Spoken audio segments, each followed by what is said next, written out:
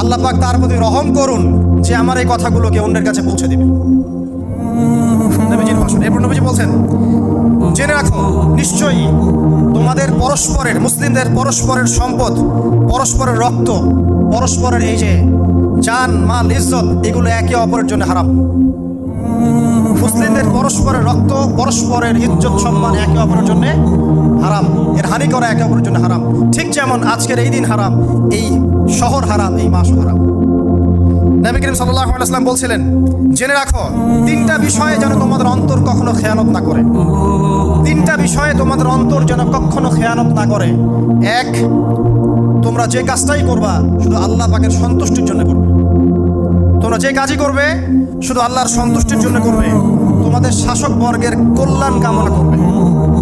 তোমাদের শাসক বর্গের কল্যাণ কামনা করবে। 3 নাম্বার, মুসলিমদের জামাতকে আঁকড়ে ধরে রাখবে। মুসলিমদের ইউনাইটেড কমিউনিটিকে আঁকড়ে ধরে থাকবে। এই তিনটা বিষয় পালনের ক্ষেত্রে তোমাদের অন্তর যেন খেয়ানত না করে।